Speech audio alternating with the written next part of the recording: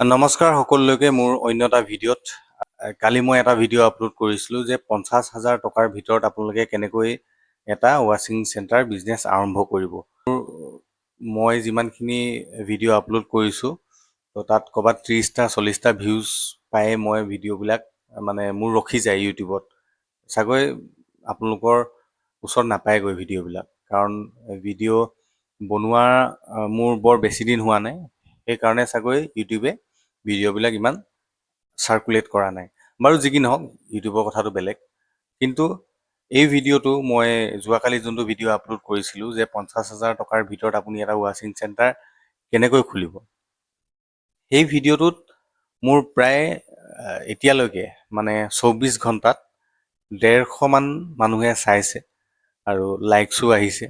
তো মোৰ নিজৰে খুব ভাল লাগিছে, কাৰণ 150 ভিউজ পোৱাটো মোৰ কাৰণে বহুত ডাঙৰ কথা। কাৰণ কেলৈ ভিডিঅ' মই তেনেকুৱাকৈ আপলোড কৰি নাথাকোঁ, আৰু যি ভিডিঅ' আপলোড কৰোঁ সদায় ভিডিঅ'বিলাক অকণমান হ'লেও ইনফৰ্মেটিভ কৰিব বিচাৰোঁ, যাতে কাৰোবাৰ চাই 1% হ'লেও মানে লাভ হওক, ভিডিঅ'টো মানে অনৰ্থক নাযাওক যে মই কিবা আমুক কৰিলোঁ তামুক কৰিলোঁ।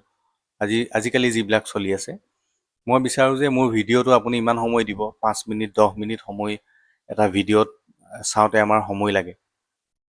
তো সেই ভিডিঅ'টো চাওঁতে যাতে আপোনালোকৰ সময়খিনি অথলে নাযাওক, তাত আপোনালোকে 1% হ'লেও কিবা এটা শিকিব পাব বা জানিবলৈ পাব। তো তেনেকুৱা ধৰণৰ ভিডিঅ'বিলাক মই বনাই আছোঁ। আৰু যি কি নহওক, মই আপোনালোকক আৰু এটা কথা কৈ লওঁ যে ই হৈ গ'ল আমাৰ পৰিয়ালৰে এজন সদস্য, মতা নে মাইকী মই এতিয়ালৈকে গম পোৱা নাই বাৰু। কিন্তু ই মানে খুব সৰুতে আমাৰ ঘৰলৈ অহা, অকলশৰে থকাৰ কাৰণে খুব চিঞৰি আছিলে, সেইটো কাৰণে মই অকণমান সময় লগত লৈ ল'লোঁ। কাৰণ ৰাতি এতিয়া প্ৰায় 10টা 10:30মান সময় হ'ল, আৰু ই অকলে থাকিলে মানে, আৰু মোৰ লগত যদি নাথাকে তেতিয়াহ'লে অকণমান চিঞৰি থাকে। সেইটো কাৰণে অলপ সময় মই আজি লগত লৈ এক ভিডিঅ'টো কৰিবলগীয়া হৈছে। বাৰু যি কি নহওক, আজি টপিকটো হৈছে যে আপোনালোকে এটা কমাৰ্চিয়েল পাৰপছত যদি আপোনালোকে কাৰ ৱাশ্বিং বিজনেছ কৰোঁ বুলি ভাবে, তেতিয়াহ'লে আপোনালোকে কেনেকুৱা ধৰণৰ এটা মেচিন ল'লে সুবিধা হ'ব, বা কিমান টকাৰ ভিতৰত আপোনালোকে এটা মেচিন ল'লে সুবিধা হ'ব। এতিয়া মই আপোনালোকক কওঁ যে কমাৰ্চিয়েলত যদি আপোনালোকে কাম কৰিব বিচাৰিছে, তেতিয়াহ'লে তাত দুটা ভেৰাইটিৰ আপোনালোকে মেচিন পাব। এটা হৈছে আপোনালোকৰ HTP পাম্প আৰু এটা হৈছে প্লাঞ্জাৰ পাম্প। কাম একেটাই, দুইটাই আপোনালোকে গাড়ী ধুব পাৰিব, কিন্তু HTP পাম্পৰ মেকানিজমটো অলপ বেলেগ হয় আৰু প্লাঞ্জাৰ পাম্পৰ মেকানিজমটো অলপ বেলেগ। আৰু প্লাঞ্জাৰ পাম্পটো কেনেকুৱা আৰু HTP পাম্পটো কেনেকুৱা, মই সেই বিষয়লৈ আপোনালোকক ভিডিঅ'টোত কৈ আছোঁ বাৰু। HTP পাম্প হৈছে আপোনালোকৰ এটা এনেকুৱা পাম্প যিটো পাম্পে আপোনালোকে কেৱল গাড়ীহে ধুব পাৰিব, গাড়ী ধুব পাৰিব। তাত আপোনালোকৰ প্ৰেছাৰ ভাল, খুব ধুনীয়া এটা মেচিন HTP পাম্প। আগৰ পৰা HTP পাম্পেই চলি আহিছে, কিন্তু আজিকালি মাৰ্কেটত বজাৰত আপোনালোকৰ প্লাঞ্জাৰ পাম্পৰ এটা খুব ট্ৰেণ্ড চলিছে। প্লাঞ্জাৰ পাম্পটো ল'লে আপোনালোকৰ এইটো সুবিধা হয়, কাৰণ সময় এটা বচাই দিয়ে, যিটো আজিকালি ফৰ্ম ৱাছ বুলি আহিছে। আগতে কি আছিলে, গাড়ীখন ধুলে তাৰপিছত আপোনালোকৰ যি চেম্পু চাৰ্ফ যিয়ে ব্যৱহাৰ নকৰে, সেইখিনি মানুহে হাতেৰে কাপোৰ লৈ মুচিবলগীয়া হয়। কিন্তু আজিকালি সেই প্লাঞ্জাৰ পাম্পতে আপোনালোকৰ যিবিলাক ফৰ্ম কেনন পায়, ফৰ্ম স্প্ৰে পায়, আপোনালোকে দেখিছে চাগে, গাড়ীখন ধুনীয়াকৈ স্প্ৰে কৰি চেম্পুৰে বগা কৰি দিয়ে। ময়ো আপোনালোকক কেইবাটাও ভিডিঅ'ত মোৰ ফৰ্ম ৱাছ কেনেকুৱা কি জেনেৰেট হয় মোৰ মেচিনটোত, তাৰ বিষয়ে মই আপোনালোকক জনাইছোঁ। আৰু প্লাঞ্জাৰ পাম্পৰ বেনিফিট এইটোৱে যে আপোনালোকে গাড়ী ধোৱাৰ লগতে একেটা কাম সেই ফৰ্ম স্প্ৰে, সেই চেম্পু কাৰণ এজন মানুহে যেতিয়া নেকি এখন গাড়ীত সম্পূৰ্ণকৈ চেম্পু মাৰি ধুবলৈ যায়, তো তাত আপোনাৰ 10ৰ পৰা 15 মিনিট সময় লাগে। কিন্তু আপোনাৰ প্লাঞ্জাৰ পাম্পত সেই 10-15 মিনিট সময় বচাই আপোনাৰ 1-2 মিনিটৰ ভিতৰতে এখন গাড়ীত চেম্পু মাৰিবলৈ সুবিধা কৰি দিয়ে। তো কথা এইটোৱে যে আপোনালোকে HTP পাম্পত সেই চেম্পু মৰা সুবিধাকণ নাপায়, আৰু প্লাঞ্জাৰ পাম্প এটাত আপোনাৰ চেম্পু মাৰিবলৈ সেই সুবিধাটো আছে। এতিয়া কথা হ'ল এইটো, মাৰ্কেটত যি HTP পাম্প, তাৰ ৰেট খুব বেছি নহয়, তাৰ দাম বহুত বেছি নহয়। আপোনালোকে 20,000 টকাৰ পৰা আৰম্ভ কৰি 30,000 টকাৰ ভিতৰত এটা ভাল কমাৰ্চিয়েল HTP পাম্প আপোনালোকে পাই যাব। কিন্তু তাত আপোনালোকৰ ফৰ্ম ৱাছ নহ'ব। যদি আপুনি ফৰ্ম ৱাছ কৰোঁ বুলি ভাবে এক্সট্ৰাকৈ আপুনি আকৌ কম্প্ৰেছৰ ল'ব লাগিব। কম্প্ৰেছৰে আপোনাৰ ফৰ্মটো জেনেৰেট কৰিব। কম্প্ৰেছৰৰ কাৰণে আপুনি মিনিমাম 10,000 পৰা 15,000 টকা পৰা 30 লিটাৰ ভিতৰত আপোনালোকে এটা কম্প্ৰেছৰ পাম্প ল'ব লাগিব। আপুনি যদি প্লাঞ্জাৰ পাম্প এটা লয়, প্লাঞ্জাৰ পাম্প আপুনি মিনিমাম যদি কমাৰ্চিয়েল ভাল এটা লওঁ বুলি ভাবে অলপ দিন চলা, মাৰ্কেটত আজিকালি 3,000 পৰা 3,000 টকা 5,000 টকা এনেকুৱা ধৰণৰ পায়, কিন্তু সেইবিলাক ডমেষ্টিক হয়। আপুনি কমাৰ্চিয়েল পাৰপজত সেইবিলাক ব্যৱহাৰ কৰিব নোৱাৰিব। খুব কম সময়ৰ ভিতৰত আপোনাৰ বেয়া হৈ যোৱাৰ সম্ভাৱনা থাকে। তো সেইকাৰণে আপোনালোকে সেইবিলাক কেতিয়াও নল'ব।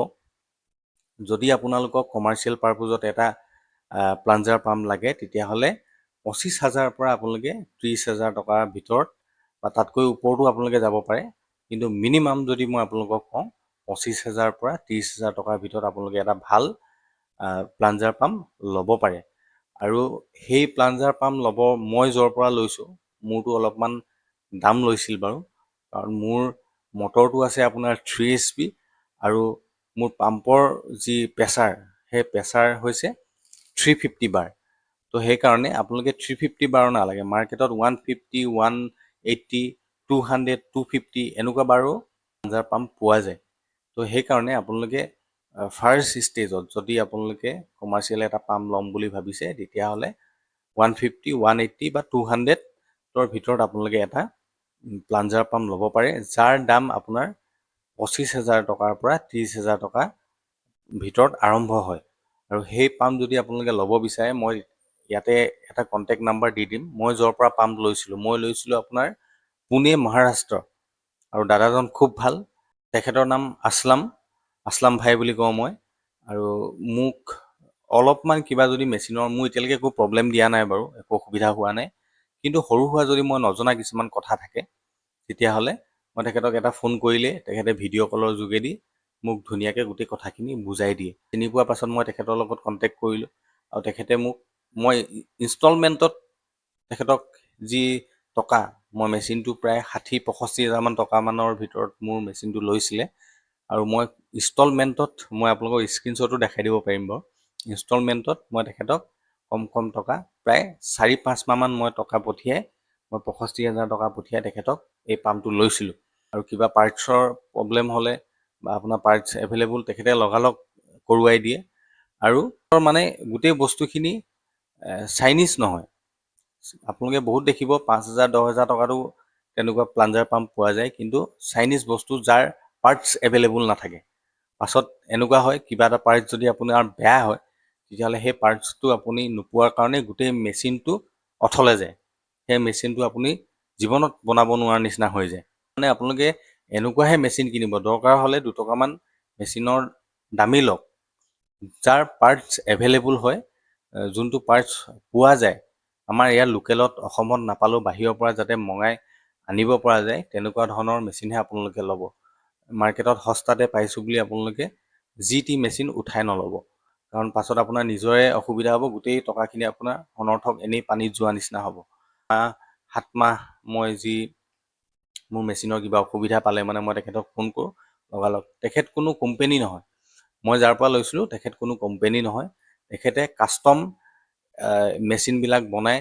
আৰু তেনেকৈ তেখেতে ইউটিউবৰ যোগেদি মানুহে যোনে তেখেতক বিশ্বাস কৰে আৰু তেখেতকে তেওঁ সেই বস্তুটো বিক্ৰী কৰে।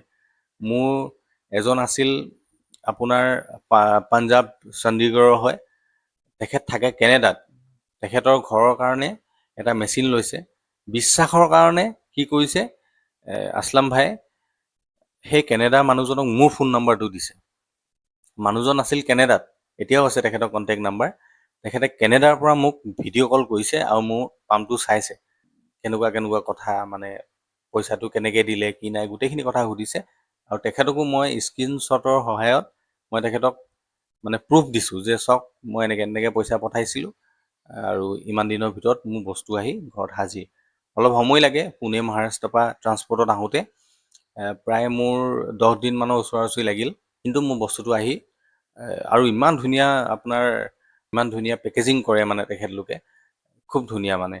কোনো ধৰণৰ মেচিনৰ ওপৰত এটা দাগ নাই, তেনেকুৱা ধৰণে তেখেতলোকে তাৰ পৰা মোলৈ মেচিন পঠিয়াই দিছিল। আৰু এতিয়া কথাটো এনেকুৱা, আপোনালোকে যদি কমাৰ্চিয়েল পাৰপজত কামখিনি কৰোঁ বুলি ভাবে, অকল বাইক বা স্কুটি ধুই বা আপোনালোকে বোলে মই যিটো কালি ভিডিঅ' দিছিলোঁ 50,000 টকাৰ ভিতৰত যদি কাম কৰিব বিচাৰে, তেতিয়াহ'লে 25,000 পৰা 30,000 টকাৰ ভিতৰত আপোনালোকে এনেকুৱা ভাল মেচিন এটা ল'ব পাৰিব। তো আপোনালোকক কথাটো জনাই থ'লোঁ আজি এই ভিডিঅ'টোৰ মাধ্যমেৰে।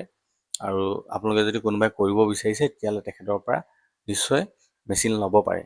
মোৰ ওপৰত বিশ্বাস ৰাখি আপোনালোকে ল'ব পাৰে। বহুত ভাল এজন লোক হয় যোনে এই মেচিন প্ৰভাইড কৰে।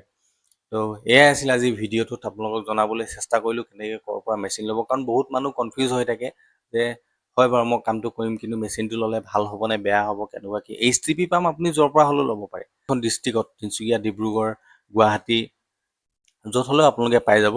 কিন্তু আপোনালোকে যদি প্লাঞ্জাৰ পাম্প ল'বলগীয়া হয়, তেতিয়াহ'লে দুইটা কাম যদি একেলগত হোৱাটো বিচাৰিছে, ফৰ্ম ৱাছো হোৱাটো বিচাৰিছে আৰু গাড়ী ধোৱাটো বিচাৰিছে, তেতিয়াহ'লে আপোনালোকে মই আপোনালোকক ছাজেষ্ট কৰোঁ যে আপোনালোকে প্লাঞ্জাৰ পাম্প লওক। তো সেইটোৱে কথাটো। যদি কিবা সুধিবলগীয়া থাকে মোক কমেণ্ট কৰিব, আৰু ভিডিঅ'টো যদি অলপ হ'লেও ইনফৰ্মেটিভ পালে তেতিয়াহ'লে লাইক কৰিব, আৰু চেনেলটোত যদি নতুনকৈ আহিছে তেতিয়াহ'লে ছাবস্ক্ৰাইব কৰিব। আজিলৈ বাই বাই, পুনৰ লগ পাম অন্য এটা ভিডিঅ'ত।